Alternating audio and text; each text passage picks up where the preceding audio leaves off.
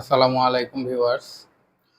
বাংলাদেশ সেনাবাহিনীতে চার খলিফার নামে চারটি কোম্পানি হয়েছে। এগুলো মূলত প্রশিক্ষণ কোম্পানি। একটা নতুন ব্যাটালিয়ন হয়েছে। ব্যাটালিয়নটির নাম হচ্ছে দ্বিতীয় বাংলাদেশ। এই ব্যাটালিয়নের অধীনে চারটা কোম্পানি, চারজন ইসলামের মহান খলিফার নামে হযরত আবু বকর রাদিয়াল্লাহু তাআলা আনহু, হযরত ওমর রাদিয়াল্লাহু তাআলা আনহু, হযরত উসমান রাদিয়াল্লাহু তাআলা আনহু এবং হযরত আলী রাদিয়াল্লাহু তাআলা আনহু। তো এই পর্যন্ত কোনো প্রবলেম ছিল না, এবং এটা নিয়ে হয়তো ভিডিও বানানোর মতো কোনো বিষয় এই পর্যন্ত হলে থাকতো না। কিন্তু যেটা প্রবলেম হয়েছে সেটা হচ্ছে এই চারটা কোম্পানি প্রকাশিত হওয়ার পরে, মানে চারটা কোম্পানির নাম প্রকাশিত হওয়ার পরে আমাদের সকল প্রতিবেশী রাষ্ট্র ভারত এবং সেই সঙ্গে আমাদের নিখিল বঙ্গীয় যে আওয়ামী লীগের সাথে বাম, নাস্তিক, ইসলাম বিদ্বেষী থেকে শুরু করে অনেকেই দেখলাম যে এটা নিয়ে বেশ, এবং একটা নির্দিষ্ট ধর্ম সম্প্রদায়েরও কিছু মানুষজন এটা নিয়ে দেখলাম যে খুব লেখালেখি করেছে বেশ কয়েকদিন। ফেসবুকে স্ট্যাটাস দিয়েছে, ইউটিউবে ভিডিও বানিয়েছে। এটা নিয়ে তারা এক ধরনের প্রতিবাদ করার চেষ্টা করেছে। তো এটা আসলে ওরকম কোনো বিষয় না। এটা খুবই কমন। এটা শুধু বাংলাদেশ না, সারা পৃথিবীর সব সামরিক বাহিনীতেই বলা যায় হচ্ছে যে আহ, ধর্মীয় কিছু না কিছু বিষয় যুক্ত থাকে। হ্যাঁ, এটা বাংলাদেশেও এটা নতুন না। বাংলাদেশেও এর আগে হচ্ছে আমাদের নৌবাহিনীতে তিনটা সম্ভবত এরকম আছে, তিনটা আমাদের যুদ্ধ জাহাজ আছে। একটা হচ্ছে বিএনএস আবু বকর, একটা হচ্ছে বিএনএস আলী হায়দার, আর একটা হচ্ছে বিএনএস ওমর ফারুক। এই তিনটার মধ্যে এই তিনটাই সম্ভবত শেখ হাসিনার সময়ে কমিশন পেয়েছে। একটা দুইটা মনে হয় 2014 সালে, আর একটা সম্ভবত 2020 সালে। হ্যাঁ, সো এটা আগে থেকেই ছিল, কিন্তু এখন আসলে এটাকে একটা সুযোগ হিসাবে, মানে যেহেতু হচ্ছে এখন আওয়ামী লীগ ক্ষমতায় নাই, ভারতের বাংলাদেশে যে ভারতের দাস দাসী শেখ হাসিনা ক্ষমতায় নেই, এটার জন্য সম্ভবত এই প্রপাগান্ডাটা একটু বেশি হচ্ছে, যে এটা বোঝাতে যাচ্ছে যে শেখ হাসিনা পরবর্তী সরকার, এটা তারা অন্তর্বর্তীকালীন সরকার এবং তারপরে এখন যে বিএনপি সরকার আছে, এই দুইটা সরকারকে তারা হচ্ছে প্রমাণ করার চেষ্টা করে যে এই সরকারগুলো হচ্ছে মূলত মৌলবাদী। তারা বাংলাদেশকে ইসলামাইজেশনের দিকে নিয়ে যাচ্ছে এবং হচ্ছে যে এটাকে কন্ট্রোল করতে হবে, এই প্রপাগান্ডাটা তারা আন্তর্জাতিকভাবে করার চেষ্টা করে। তো এখানে একটা ব্যাপার বলে রাখি, খুলনাতেও, আমাদের খুলনার খালিশপুরেও বিএনএস খালিদ বিন ওয়ালিদ নামে আরেকটা হচ্ছে নৌ ঘাঁটি আছে। বিএনএস না, এটা হচ্ছে নৌ ঘাঁটি, তো বেইজ আর কি, একটা নৌ ঘাঁটি। তো এটা আছে এখানে। আমরা যদি আমাদের পাশের দেশ ইন্ডিয়াকে দেখি, ইন্ডিয়াতেও কিন্তু তাদের যে সেনাবাহিনীর বিভিন্ন রেজিমেন্ট, বিভিন্ন ব্যাটালিয়ান, এগুলোতে হচ্ছে তাদের বিভিন্ন দেবদেবীর নামে তাদের স্লোগান চালু আছে। তারা হচ্ছে শিবের নামে মহাদেব, বা শিবের নামে কালীর নামে, তারপরে হচ্ছে তারা তাদের ধর্মীয় যে সমস্ত বিখ্যাত ব্যক্তিত্ব আছে, শিবাজি, এরকম যারা আছে, এদের নামে বিভিন্ন রকমের হচ্ছে স্লোগান, মানে এগুলোকে হচ্ছে বিভিন্ন ব্যাটালিয়ান বা রেজিমেন্টের এক একটা স্লোগান থাকে। এটাকে সম্ভবত ওয়ার ক্রাই এরকম একটা কি যেন বলে। আমার সঠিক বাংলাটা মনে আসছে না। তো এরকম একটা হচ্ছে যে সিস্টেম আছে সেনাবাহিনীতে, যেমন আমাদের বাংলাদেশের ক্ষেত্রে সেনাবাহিনী আছে কি, বলবীর বল চির উন্নত মমশির, এবং এটার সাথে তারা হচ্ছে নারায়ে তাকবীর আল্লাহু আকবার এই স্লোগানটা দেয়। তো এটা ইন্ডিয়াতেও আছে, প্রচুর আছে। আপনারা হচ্ছে এটা একটু ইন্টারনেটে ঘাটাঘাটি করলেও পাবেন। তো এবং শুধু এটা যে ইন্ডিয়াতে আছে তা না, এই জিনিস হচ্ছে আপনার পশ্চিমা দেশগুলোতেও প্রচুর আপনি দেখতে পাবেন। কিন্তু পশ্চিমা দেশগুলো, এখানে একটু বলে রাখি, পশ্চিমা দেশগুলো আসলে ধর্মের ক্ষেত্রে এক ধরনের ডাবল স্ট্যান্ডার্ড মেনটেন করে আর কি। মানে তারা হচ্ছে আধ্যাত্মিকতার জন্য তারা খ্রিস্ট ধর্মকে তাদের রিপ্রেজেন্ট করে আর কি, বুঝাইতে চায় যে আমরা হচ্ছে আধ্যাত্মিকতার দিক থেকে খ্রিস্ট ধর্মের অনুসারী। কিন্তু তারা যখন রাজনীতি, তারপর তাদের সমরনীতি বা সামরিক বিষয়গুলোতে আসে, ওই সময় তারা আবার, বা জাগতিক বিষয়গুলোতে তারা হচ্ছে ওই সময় অনুসরণ করে হচ্ছে তাদের যেই প্রাচীন গ্রিক বা রোমান ধর্ম যেগুলো ছিল, এই ধর্মগুলোকে। হ্যাঁ, এটা অবশ্য একটা ডিফারেন্ট আলোচনার বিষয়, এটা আরো একটা বড় ভিডিও হতে পারে এই আলোচনা নিয়ে।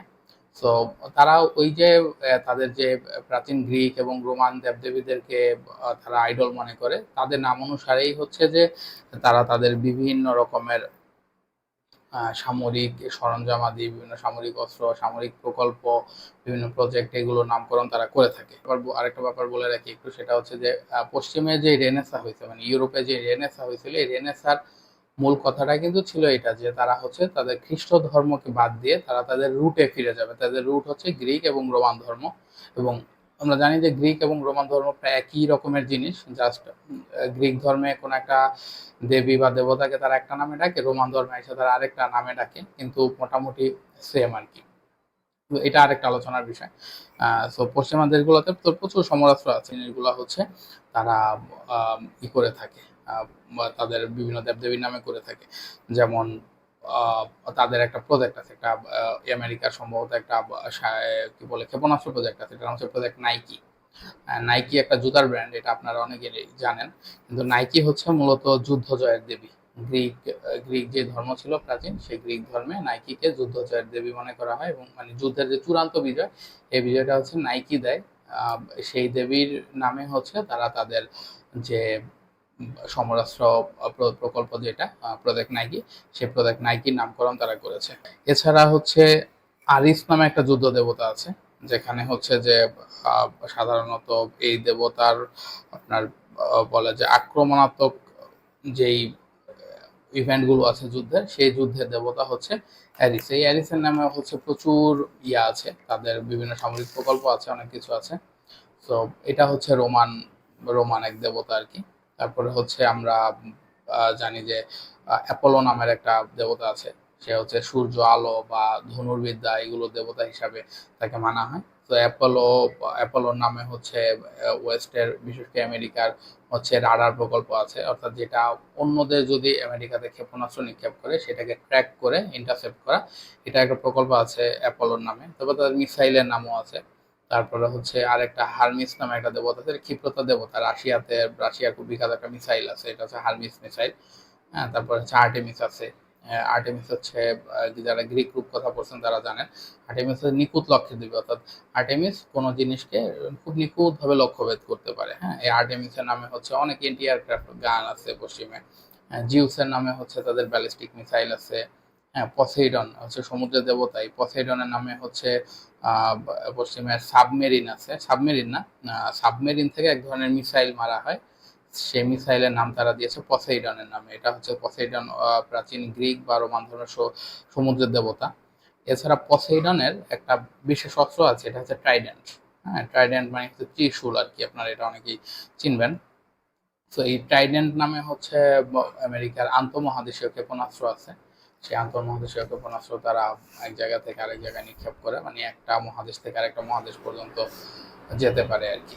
যাই হোক, তো এখন এই যে সামরিক বাহিনীতে আসলে কেন এই যে ধর্মীয় এই বিষয়গুলোকে ব্যবহার করা হয়, ধর্মীয় বিভিন্ন পরিভাষা বা ধর্মীয় বিভিন্ন নামে যে রেজিমেন্টের নামকরণ, সমরাস্ত্রের নামকরণ, এগুলো কেন করা হয়, এটার পিছনে মূল বিষয়টা হচ্ছে ইসে কি বলে, এটা এক ধরনের মনস্তাত্ত্বিক অস্ত্র আসলে, মানে দৃঢ় মনোবল, এই জিনিসটাকে বোঝানোর জন্যই, মানে এই জিনিসটাকে ধরে রাখার জন্যই এই ধর্মীয় বিভিন্ন টার্মগুলো ব্যবহার করা হয়, এবং ধর্মীয় বিভিন্ন ব্যক্তিত্বের নামে, ধর্মীয় বিভিন্ন বিখ্যাত ইভেন্টের নামে হচ্ছে ইয়া করা হয়, কি বলে যে বিভিন্ন রেজিমেন্টের নামকরণ করা হয়, বিভিন্ন স্লোগান তৈরি করা হয়।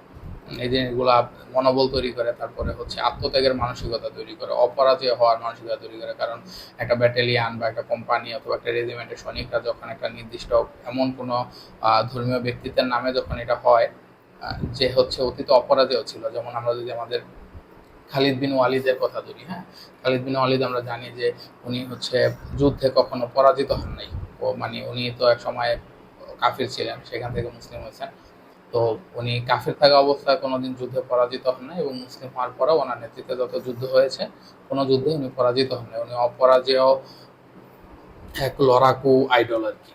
তো ওনার নামে যদি কোনো একটা রেজিমেন্টের নামকরণ করা হয়, ওনার নামে যদি কোনো কোম্পানির নামকরণ করা হয়, ওনার নামে কোনো একটা নৌঘাঁটি, সামরিক ঘাঁটি বা বিমান ঘাঁটির নামকরণ করা হয়, তখন ওইখানকার যে সমস্ত সোলজাররা থাকবে তাদের মধ্যে ওই মানসিকতাটা হচ্ছে তৈরি হবে, এবং ওই মানসিকতা নিয়েই হচ্ছে তখন তারা শৃঙ্খলা, তাদের বিভিন্ন আদর্শিক ঢাল তৈরি করবে, এবং তারা জানে যে আমাদের এই বেসটা অথবা এই ঘাঁটিটা, এই রেজিমেন্টটা যেই ব্যক্তিত্বের নামে করা, সে কোনোদিন পরাজিত হয়নি। এইটা খুব ভালো একটা মোটিভেশন হিসেবে কাজ করে। আরেকটা, যেমন আমরা যদি বলি যে ইখতিয়ারউদ্দিন মোহাম্মদ বিন বখতিয়ার খিলজি, ধরেন ওনার নামে বাংলাদেশ সেনাবাহিনীতে কোনো একটা রেজিমেন্ট হলো অথবা কোনো একটা কোম্পানি বা ব্যাটালিয়ন করা হলো, তো এটা কিন্তু প্রতিপক্ষের মনের মধ্যেও এক ধরনের মানসিক দুর্বলতা তৈরি করতে পারে। এই ইখতিয়ারউদ্দিন মোহাম্মদ বিন বখতিয়ার খিলজি নামে হলে কি হবে, ইখতিয়ারউদ্দিন মোহাম্মদ বখতিয়ার খিলজি হচ্ছে সেই ব্যক্তিত্ব যে মাত্র 10 জন তার সৈন্য নিয়ে ঘোড়া ছুটিয়ে এসে লক্ষণ সেনকে পরাজিত করছিল এবং তার ভয়ে লক্ষণ সেন মোটামুটি যুদ্ধ ত্যাগ করে সে পেছনের দরজা দিয়ে পালিয়ে গিয়েছিল। এরকম নামে নামকরণ করা হলে একদিকে যেমন নিজেদের সৈনিকদের প্রচন্ড মনোবল বৃদ্ধি পায়, ঠিক আর অন্যদিকে হচ্ছে যে প্রতিপক্ষেরও অনেক সময় মনোবল ভেঙে দেওয়ার জন্য এই জিনিসটা কাজে লাগে। ধরনের লড়াকু চরিত্র যারা আছে তাদেরকে হচ্ছে তাদের নামে বিভিন্ন নামকরণ করা হয়। এখন এই জিনিসগুলা মূলত এই জন্যই করা হয়, কিন্তু এর পেছনে অনেক সময় এক ধরনের ডিপ্লোমেসি থাকে, এক ধরনের কূটনীতি থাকে। এই ধরনের কূটনীতি এগুলোকে অ্যাসিমেট্রিক সিগন্যালিং বা অনেক সময় সিগন্যালিং ডিপ্লোমেসি বলা হয়। এটা কি, যেমন হচ্ছে ধরেন বিরোধীদেরকে, বিরোধীরা কি করে, অনেক বিরোধী পক্ষ, আপনার বিরোধী পক্ষ বা আপনার কোনো একটা শত্রু দেশ, সে অনেক বেশি শক্তিশালী, সে প্রচুর ক্ষেপণাস্ত্রের পরীক্ষা করে। আমরা কিছুদিন আগে দেখেছি যে ভারত বঙ্গোপসাগরে মিসাইল টেস্ট করেছে এবং বাংলাদেশের অনেক, বিশেষ করে দক্ষিণাঞ্চলীয় অনেক জেলা থেকে, উপকূলবর্তী অনেক জেলা থেকেই সেই মিসাইলগুলো দেখা গিয়েছে, যে মিসাইলগুলো হচ্ছে ছুটে যাচ্ছে। সো আপনার বিরোধী যখন শক্তিশালী কিন্তু আপনি অত শক্তিশালী না, তখন আপনি হচ্ছে যে কৌশলগত বার্তা দিবেন যে আপনার কোনো ক্ষেপণাস্ত্র নেই, এগুলো দিয়ে না, আপনি কোনো হার্ড কোনো স্টেটমেন্টও দিবেন না, আপনি আপনার দেশের ভিতরে, আপনার সামরিক বাহিনীর ভিতরে এমন কিছু নামকরণ করবেন, এমন কিছু কর্মকাণ্ড করবেন যেটা ওর কাছে যা পৌঁছানোর সঙ্গে সঙ্গে ওর মাথার মধ্যে হচ্ছে যে এটা হিট করবে। হ্যাঁ, ও হচ্ছে এটাকে স্বাভাবিকভাবে মেনে নিতে পারবে না। তো একইভাবে এটা এক ধরনের কৌশলগত কূটনীতি হতে পারে বাংলাদেশে, যে বাংলাদেশ আমাদের যে সমস্ত দেশ, আমাদের আশপাশে যেসব দেশ আছে, এই দেশগুলোকে এক ধরনের অ্যাসিমেট্রিক সিগন্যালিং দিচ্ছে, হ্যাঁ, যে আমরা কিন্তু এখন স্বাধীনভাবে চলছি এবং আমাদের এখন ইচ্ছা স্বাধীনতা আছে। যেহেতু অনেক দিন ধরেই আসলে কি বলে যে ভারত বাংলাদেশকে এক ধরনের করদরাজ্যে পরিণত করে রেখেছিল, সেই জায়গাটা থেকে আমরা বেরিয়ে আসছি, এটার একটা অ্যাসিমেট্রিক সিগন্যালিং দেয় এই কূটনীতির মাধ্যমে। এগুলো আরও বিভিন্ন কাজে ব্যবহার করা যায়, যেমন বাংলাদেশ চাইলে এই ধরনের নামকরণের মধ্য দিয়ে মুসলিম দেশগুলোর সঙ্গেও একটা পারস্পরিক সুসম্পর্ক এবং সম্পর্ক আরও গভীর ঘনিষ্ঠ করার জন্য চেষ্টা করতে পারে। সো কিন্তু সবচেয়ে বড় কথা হচ্ছে যে এটা মূলত একটা ইচ্ছা শক্তির বার্তা দেয়া প্রতিপক্ষকে, যে আমরা এখন আর তোমাদের ইয়াতে নাই, মানে তোমাদের বলয়ে নাই। বিশেষ করে ভারত সবসময় চায় বাংলাদেশ সেনাবাহিনীটা সেকুলার সেনাবাহিনী থাকুক। তারা বাংলাদেশ সেনাবাহিনী বিভিন্ন নামকরণের ক্ষেত্রে, বিভিন্ন হচ্ছে যে ইভেন্টের ক্ষেত্রে তারা চায় এমন এমন কিছু ঘটুক যেটা সোকল্ড বাঙালি সংস্কৃতির সঙ্গে সামঞ্জস্যপূর্ণ। কারণ বাঙালি সংস্কৃতি বা যেটা গ্রেটার ইন্ডিয়ান যে কালচার, বা যেটাকে একদম খোলামেলা বললে যে কিছুটা হিন্দু সংস্কৃতির সাথে সামঞ্জস্যপূর্ণ, এই সংস্কৃতিগুলোকে সবসময় হচ্ছে সেকুলার কালচার হিসাবে উপস্থাপনের চেষ্টা করা হয়। তো এই জন্য ভারত চায় যে এরকম একটা সেকুলার কালচারের মধ্যে বাংলাদেশ নামে থাকুক, যেটা তার জন্য তুলনামূলকভাবে নিরাপদ। সে যা ইচ্ছা তা করতে পারবে, যেটার প্রতিবাদ বাংলাদেশ সেনাবাহিনী করতে পারবে না, কারণ তার ওই মনোবলটা থাকবে না, তার ওই নৈতিক যে একটা ভিত্তি, দৃঢ়তা, এই জিনিসটা থাকবে না।